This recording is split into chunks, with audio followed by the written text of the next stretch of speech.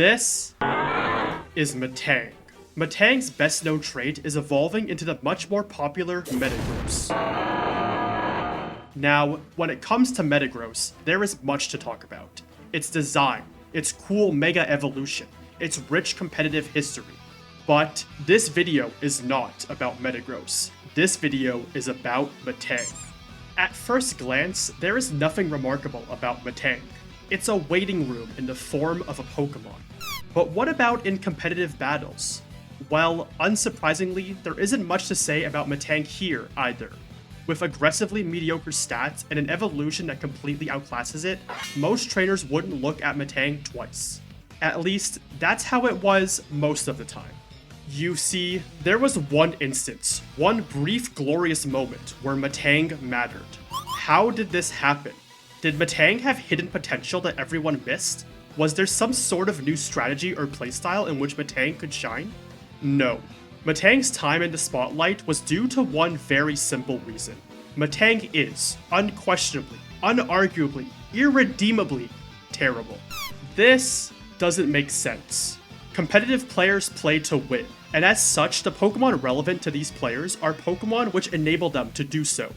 But, in spite of this, Metang had managed to achieve relevance. It was a paradox. A paradox so strange, so abnormal, that it threatened to undermine the very foundation that the competitive community was built on.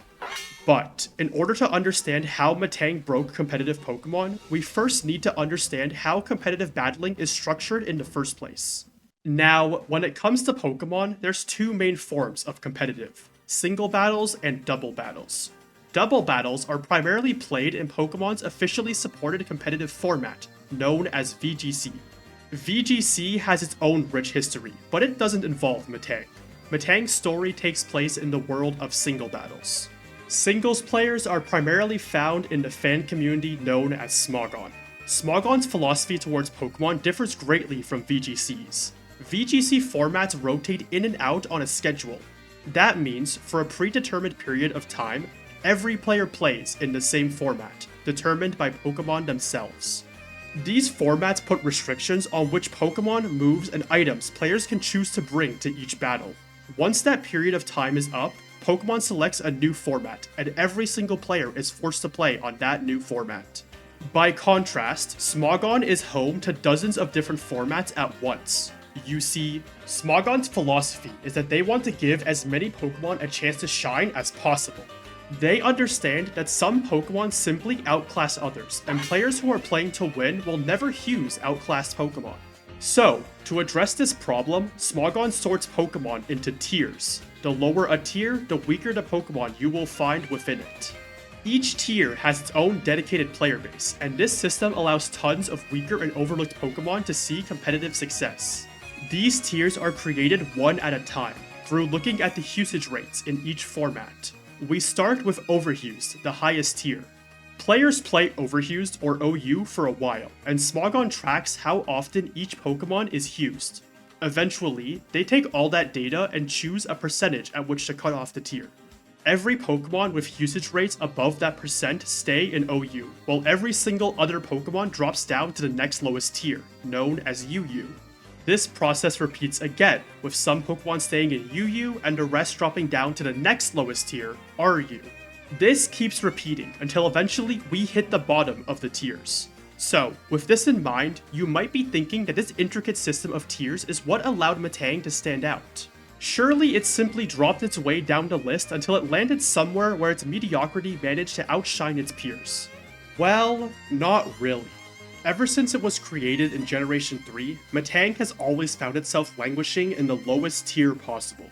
Sometimes it would see occasional play in those tiers, but even among the worst of the worst, Metang was never able to make a name for itself. That is, except for one time. For one brief moment, Metang was able to claw its way out of these depths, and for the first time in history, it found itself in a tier that was not the lowest. But, to understand how this happened, we need to travel all the way back to the year 2011, the year that Pokemon Black and White released. Before the release of those games, Smogon only had 3 usage tiers, OU, UU, and the lowest tier, NU. However, Due to the 156 new Pokemon introduced in Generation 5, the community decided that they needed a 4th tier, and so RU was born. At the start of a new tier, there is no established metagame. As such, players were much more willing to experiment with unusual Pokemon, and some of these players gravitated towards Metang. Metang had a few traits that made players believe it might have potential. For one, it was a Steel type. Steel was considered the best defensive type in the game, which meant that most of them had enough usage to remain in OU and UU. Players wanted a Steel type on their RU teams, and Metang was certainly an option. However, it had a secondary trait that looked even more enticing. Metang is not a fully evolved Pokemon. Thus, it had access to the new Eviolite item, an item that doubles the defenses of Pokemon who are still capable of evolving. Metang might have had average defenses, but when you double them, they end up looking pretty good. So, some players gave Metang a shot. The first idea was to use it as a defensive wall. This makes sense. Its ridiculous defenses with Eviolite allowed Metang to take several hits before going down. However, users of this set quickly ran into a problem. Metang might be able to take a hit, but what can it do in return? Well, it can set Stealth Rocks. Stealth Rocks are an entry hazard that deal a percentage of the opposing Pokemon's health once they switch in. In competitive singles, switching is an extremely important and frequent mechanic, so entry hazards like Stealth Rocks are incredibly powerful. But once Stealth Rocks are set, that's it. Pressing the move again once they are up won't do anything. So, what does Metang do next? Well, players found that the answer was basically nothing. It had access to a good number of attacks, but 75 base attack is just way too weak to do any meaningful damage. So, Metang would either sit there until it dies, or it would be forced to switch out and let something else take a hit for free. However, early RU players didn't give up just yet. You see, Metang had access to another move, Hone Claws. This move boosted its attack and accuracy by 1 stage. Now, the accuracy boost was nice for the 90% accurate Meteor Mash, but the point of the move was to fix Metang's pitiful attack. With this, Metang could finally do damage. But there was another problem. Metang needed multiple Hone Claws boosts in order to truly become threatening. This gives Metang's opponent time to respond. While Metang sits there boosting, the opponent has time to launch multiple attacks into it. While Metang is bulky, it does not have access to any reliable healing. So, even if these attacks might only be doing a quarter or a third of Metang's health, those chunks add up quickly. Furthermore, Metang is slow. Even if it does manage to set up properly, it's likely to take so much damage that most Pokemon will be able to attack and KO it before it gets a chance to swing. Some players tried to remedy this by sacrificing 2 attacks to run both Rest and Sleep Talk. Rest heals Metang to full at the cost of forcing it to sleep 2 turns, while Sleep Talk allows Metang to attack with a random move while asleep. Sadly, this set just had too many issues. Sleep Talk was unreliable. If it pulls Rest, that's just a wasted turn. And, with just 1 attack, there is basically always going to be something on the opponent's team that walled Metang completely. So, this set didn't catch on either. At this point, Metang had been thoroughly explored, and it had been found to be not good. Thus, it quickly dropped down to NU, alongside several other unviable Pokemon. And, to be frank, it wasn't particularly good down there either. Now, this is where the story should end. Metang tried, and it didn't succeed. A sad story, but not an unusual one. Several months passed, and the tier continued to develop. At the start of every month, Smogon admins posted the previous month's usage stats. Every 3 months, they used those usage stats to adjust the tiers. Pokemon rose, Pokemon dropped, and players continued to explore new strategies to combat the ever-changing meta. Everything was working as it should. At least, it was until one fateful day in 2012. On July 1st, the usage stats were once again posted to the Smogon forums. This was a tier update month, which meant these stats would play a significant role in determining which Pokemon rose and which ones fell. Once players were given access to these stats, they immediately noticed something was off. Metang, a Pokemon long since forgotten, was sitting at 6.7% usage in RU. That was well above the usage cutoff. It was official. Metang was an RU Pokemon. How did this happen? Were we wrong about Metang? Did it truly have a place in the tier? Did someone discover something about Metang that we had all missed before? Not exactly. To explain what happened here, I first need to introduce you to Molk. Molk was an avid player of RU, but he wasn't just any player. He was, arguably, the best player of the rarely used tier at the time. He was a frequent sight in both the high end of the ladder as well as the top echelon of tournaments. But he was more than just a player. Smogon's website hosts what's known as a strategy Pokédex. This is a collection of competitive summaries of every single Pokemon used in every single tier. For the RU tier, Molk wrote several of these analyses. He would freely share his top-level knowledge with anyone who would be willing to listen. This is all to say, Molk was both an extremely skilled player as well as someone who wanted to see the RU tier flourish and prosper. In that sense, Molk was a serious and respected member of the community. But those who knew him well enough knew that this was just one side of Molk. You see, Molk was also known to enjoy a bit of tomfoolery, and this month, he had chosen Metang as his avatar of chaos. Here's what happened. At the start of the month, Molk had decided it would be really funny if a bad Pokemon such as Metang randomly moved up to RU. So, he built a team, put Metang on it, and started queuing games on the ladder. As a quick aside, Molk was not playing these games on his Nintendo DS. In order to make building and battling as quick and easy as possible, players battled on their computers, using what are known as battle sims. At this time, the main simulator was known as Pokemon Online, or PO. This is also how Smogon was able to track a Pokemon's usage stats in the first place. They simply compiled the data from these apps. So, by playing on Pokemon Online, Molk was directly increasing Metang's usage in the RU tier. And so, Molk kept playing, and playing, and playing. Throughout the month, Molk played hundreds of games of RU, all with Metang. Every single game he played contributed 1 point to Metang's total usage. In order to ensure Metang met the threshold, Molk gave the team to some of his friends and asked them to play some games as well. But, make no mistake, the majority of Metang usage was Molk himself. However, as Molk continued to play games of Metang, something interesting happened. Molk, despite using a Pokemon he believed to be terrible, was winning. And he was winning quite often. When Smogon releases the usage stats for the month, they also release what was called the Elite Stats. These stats only include games played above a certain ELO rank on Pokemon Online, a number chosen to represent the high ladder. Out of Metang's 859 individual uses, 478 of them were above this high ladder ELO. That is over half. Remember, Molk was not the only person using Metang. Most of those low ELO games were Molk's friends on fresh accounts, simply using Metang to get its usage up. Those 478 high ELO games, those were primarily, if not entirely, Molk. He and Metang were winning, and they were winning consistently. How was this possible? Well, let me get one thing out of the way first. You might think that, since Metang was so bad, Molk was simply beating his opponents using his other 5 Pokemon. This was not the case. Smogon also tracks how often a Pokemon hits the field in each game it's brought, so we can check how often Metang was actually sent out.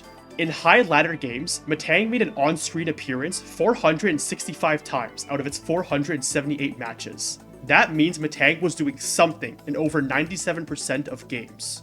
So, if Molk wasn't just 5v6ing his opponent, what could he have possibly been doing with Metang that was so successful? Is it possible that he had actually found a real legitimate use case for Metang? Could it be that, during this prank, Molk had actually stumbled his way into unlocking Metang's true potential? The community had questions, and Molk, being the guy that he was, had answers. Now that Metang was an official part of the RU tier, it needed to be added to the strategy Pokédex. And who better to write this entry than Molk himself? So, he completed his analysis, sent it for approval, and got it published. Players, eager to learn the secrets of the mighty Metang, rushed to the site in droves. But they quickly realized that something was different about this analysis. In order to demonstrate what I mean, let me read a brief excerpt from the introductory paragraph. If you use Metang in a few battles, you will see that what it lacks in stats, it makes up for with one very special quality. You see, Metang creates an automatic win condition whenever it enters the battle. Unless the opponent can stop laughing before the timer runs out, they will lose, no matter what. It turns out that Molk's prank wasn't quite finished. This entire analysis is dripping with sarcasm, and it hammers home one very crucial point. Metang is garbage. All the flaws of Metang were just as debilitating as they had ever had been. Molk was winning because he was just that much better. Now, with that being said, this analysis was not entirely worthless. Molk did actually reveal that Metang said that he had Hughes in high ladder, and this was not a set that we'd seen before. Despite all of Molk's trolling and sarcasm, he did genuinely try to squeeze as much value out of Metang as he possibly could, and he did genuinely innovate the Pokemon to some degree. So, what was the set? Well, obviously, Metang was holding the Eviolite, and the first 3 moves should look familiar. Stealth Rock, Earthquake, Meteor Mash. So far, this is just a standard defensive set from the early days. If you recall, this set fell out of favor because it was just too passive. The opponent could freely switch to something that could blow up Metang, and that would be that. But Molk came up with a genius solution to this conundrum. If the opponent was just going to blow up Metang, perhaps Metang needed to blow itself up first. And so, the last move on his Metang was Explosion.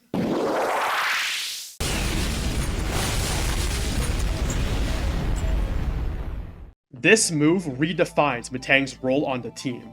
Before, players were using it as a wall, a defensive switch into threatening attacks.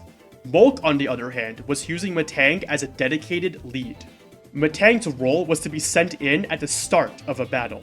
The first thing it would do was set up Stealth Rocks for the rest of its team. However, once those rocks were up, Molk recognized that Metang was dead weight for the rest of the game. This was a problem, because if he just switched Metang out, the Pokemon that came in would be at risk of taking an attack from whatever the opponent had on the field. This was where Explosion would come in. Explosion is an extremely strong attack that also causes the user to faint. Unfortunately, coming off Metang's pathetic attack, even Explosion was dealing pitiful damage. But the damage wasn't the point. You see, when a trainer's Pokemon faints, they get to send in another Pokemon completely unchallenged. Explosion allowed Metang to sacrifice itself in order to get one of its teammates on the field safely. And, because Metang was so terrible, this trade was basically always worth it. This game plan allowed Metang to always do something in every game. It would either set rocks, give one of its teammates a free switch, or often both. Now, Molk never posted the full team publicly, but due to the way he used the team, we actually have a pretty good idea of what it was. Metang was the 7th most used Pokemon in high elo usage. Assuming Molk used the same team the entire time, it stands to reason that the other 5 Pokemon he used would be among the 6 Pokemon above Metang. Considering the number 6 Pokemon, a Selgor, only had around 50 more uses than Metang, I think it's likely the rest of Molk's team consisted of the top 5 most used Pokemon in high ladder. That would make the team Slowking, Kofagrigus, Tangrowth, Magmortar, Drapion, and, well, Metang. These Pokemon make sense. The first 3 form a strong defensive core, while the last 2 are able to dish out big damage. Kofagrigus in particular is an important partner for Metang. Since Metang will be blowing itself up most games, it won't be able to reset the rocks if they get removed by Rapid Spin. Kofagrigus, being a ghost type, is immune to Rapid Spin, and this immunity also prevents Rapid Spin's hazard removing effect from activating. Thus, Kofagrigus allowed Molk to extract as much value from Metang's rocks as possible. This team was, objectively, a good team. Molk had proven so with his success on the ladder. But don't be fooled. This does not mean Metang was a good Pokemon. There are plenty of Pokemon in RU who could take Metang's spot as a hazard setter. Pokemon who could set hazards and then be able to do more than just blow themselves up. Molk's analysis had made this truth apparent. Metang was utterly terrible in RU, and Molk was not trying to hide it. The joke was over. Molk wasn't going to try and keep Metang in the tier long term. He had his fun, but it was time to go back to being a serious player. So, when next month's usage stats came around, you'd probably expect Metang to drop off the face of the earth. And it did drop, but not by as much as you might expect. In July, Metang still managed to hit 1.8% usage in RU. In August, it held steady at 1.6%. These numbers were no longer above the RU usage threshold, but they were still much higher than they should have been. Before June, Metang would have been lucky to have hit even 0.3%. Now, it was seeing usage several times that. What was going on here? At the very least, there doesn't seem to have been any shenanigans involved this time. Molk was done with the bit, and no one else came forward to take credit for Metang's numbers. As far as we could tell, this was natural, organic RU Metang usage. Usage for a Pokemon that the entire community had spent the last month loudly decrying as terrible. Why would anyone choose to willingly use this Pokemon? Well, it turns out that the tiering system had a flaw. Tiers were structured on the assumption that players would use Pokemon that were good and stop using Pokemon that were bad. But this assumes that players are, to put it bluntly, competent. A player can only make these smart adjustments if they are proficient enough at the game to understand what makes a Pokemon good in the first place. Ever since the release of Pokemon Black and White, competitive Pokemon had been on the rise. Tons of new players were joining Smogon every single month. These players would, inevitably, build their own teams and hop on the ladder for themselves. Now, this was obviously a good thing. New players are vital for any community to survive and flourish. However, there was a curious phenomenon that began happening as a result of all these new players. To demonstrate this phenomenon, let's take a look at another Pokemon in the RU tier, Munchlax. Munchlax has many things in common with Metang. They are both Pokemon that can still evolve. They both get ridiculous defensive stats with the Eviolite item. And they both largely sit on the field and do absolutely nothing. Munchlax has 10 more base attack than Metang, but that's still not enough to make it remotely threatening. But there was one key difference between these two Pokemon. Munchlax was a legitimate part of the RU tier, or at the very least, it used to be. You see, back at the start of the tier, some Pokemon were allowed in RU that really shouldn't have been, namely Yanmega and Venomoth. Yanmega tore the tier apart with its Tinted Lens boosted special attacks. This ability made resisted hits do neutral damage, and functionally allowed Yanmega to ignore the type chart while attacking. On the other hand, Venomoth had access to the best boosting move in the game, Quiver Dance. With just one turn, Venomoth could raise its special attack, special defense, and speed by one stage, letting it easily sweep through teams. And, like Yanmega, it had Tinted Lens, so it could easily power through resists. These two Pokemon were everywhere in the first few months of the tier, and in order to not lose to them instantly, players needed a Pokemon who could switch into both of them reliably. With its ludicrous special defense, Munchlax was that Pokemon. Munchlax could come into a Choice Specs Yanmega Bug Buzz, take less than half, and then threaten it out with a quad effective Rock Slide. Or, it could switch into a Venomoth using Quiver Dance and force it to switch out itself with Whirlwind, deleting all of its boosts. Munchlax had the perfect combination of attributes to succeed in this volatile early meta. But that didn't last forever. Yanmega and Venomoth were quickly voted to be banned from the RU tier, on account of how over-centralizing both of them were. With this, Munchlax lost its niche, and it was no longer worth using in the tier. This is the part where, theoretically, Munchlax usage would drop and it would fall to NU. But, over the past year, it never did. It consistently stayed around 5% usage every month, despite every top player agreeing it was garbage. Why? Well, Munchlax was what's known as a noob trap. New players looked at Munchlax's insane Eviolite defenses and assumed a Pokemon with those stats must be good. A new player wouldn't be able to understand how a passive Pokemon like Munchlax can be positionally exploited, and as such, they also wouldn't be able to properly handle an opposing Munchlax. This combination of factors made Munchlax seem much stronger to new players than it actually was. But there was perhaps an even bigger reason as to why Munchlax stayed in RU so long. New players looked at the tier list, saw Munchlax listed as RU, and automatically made the assumption that it would be good in the tier. Surely, they wouldn't list a Pokemon as RU if it was unviable, right? It turned out, new players were not viewing the tiers as rule sets, they were viewing them as recommendations. Any Pokemon that was already in a tier would receive an artificial boost to its usage solely off of new players assuming it will be good, regardless of how actually good it was. For a noob trap like Munchlax, this effect was enormous. It wasn't even close to dropping. Munchlax shows us what likely would have happened if the rise of Metang was believed to be natural. Remember, Molk and the rest of the player base had been actively informing anyone who would listen that Metang was terrible and unviable. There was no such effort when it came to Munchlax. If not for Molk's deliberate effort to undo his prank, it's very likely that Metang would have remained in the tier long term. But for now, everything was fine. Molk had cleaned up his mess and Metang was well on its way to dropping to NU. However, something had changed. Molk had flirted with the dark arts of tier manipulation, and in doing so, he had inadvertently opened Pandora's box. Metang served as a proof of concept for just how effective tier manipulation could be.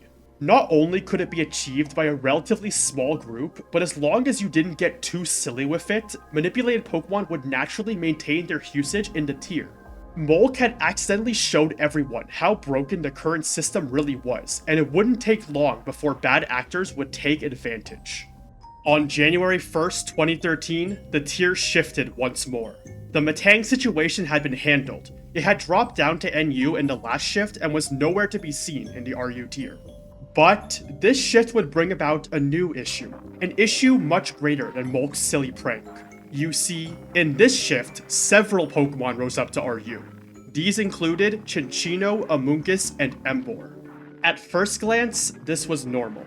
These Pokemon were all top threats in NU, and they were all perfectly viable in RU as well.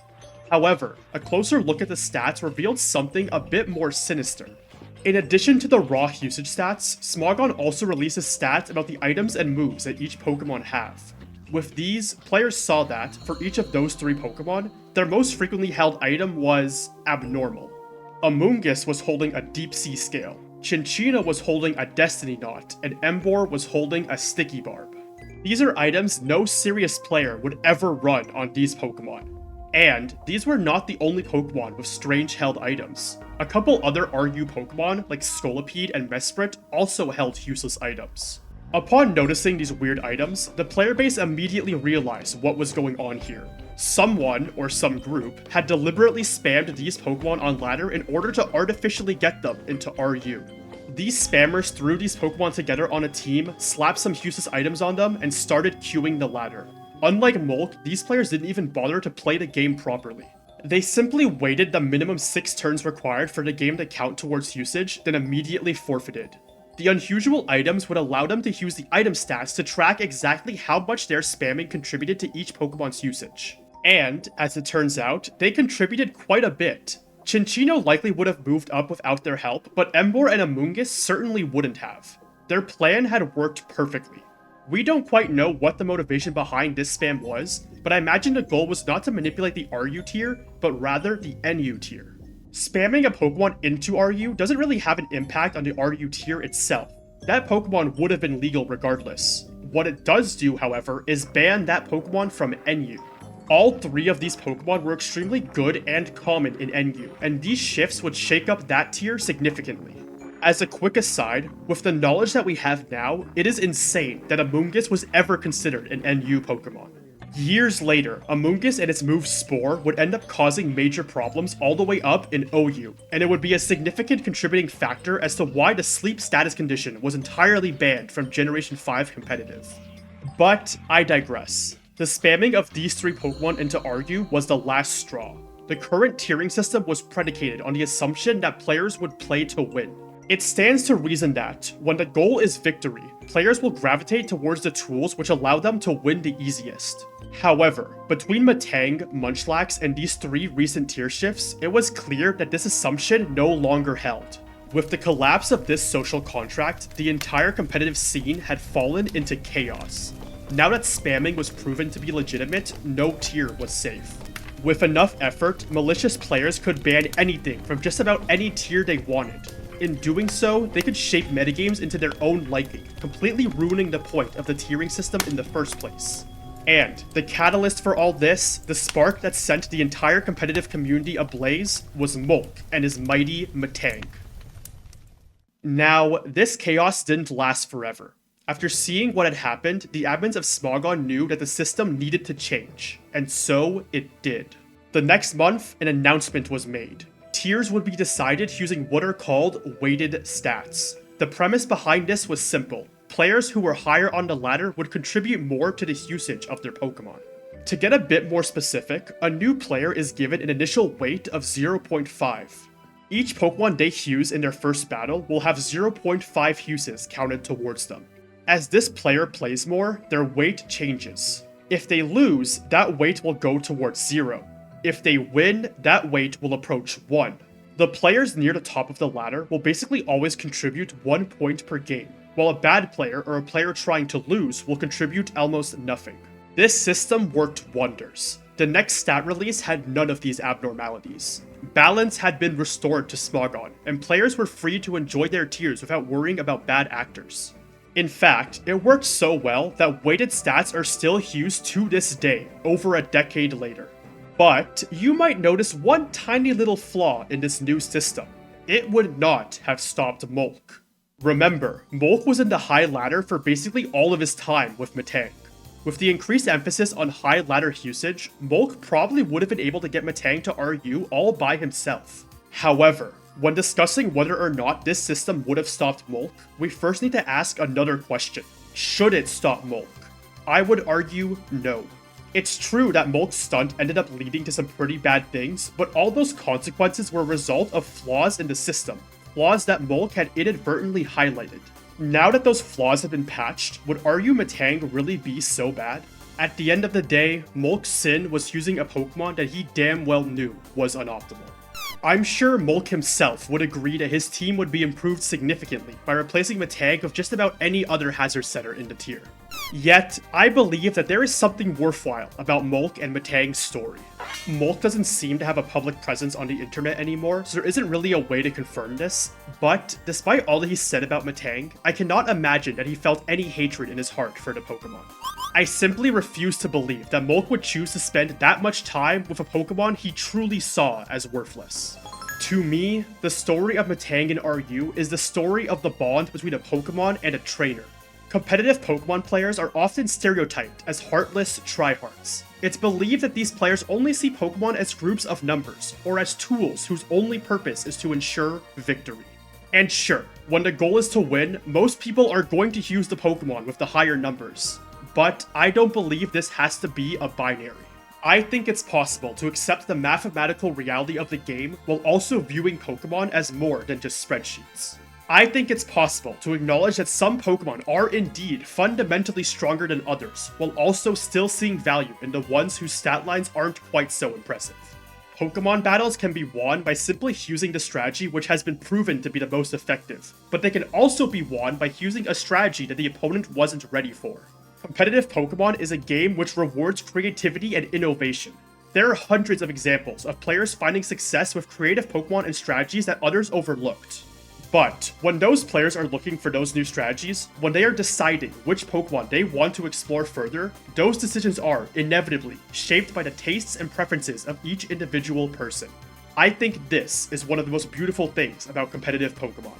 In my opinion, RU Metang is the purest form of this ideal. If Molk's goal was just to get Metang to RU, he could have done that with the kind of shameless spamming that was done months later. But that's not what he did. He gave Metang the same consideration that he would give to the tier's strongest threats. With care, dedication, and frankly, love, Molk did his absolute best to help Metang succeed. This was a Pokemon who was objectively, unarguably, indisputably outclassed in just about anything that it could possibly do. And yet, there was a trainer who wanted to win with it. And so, he did.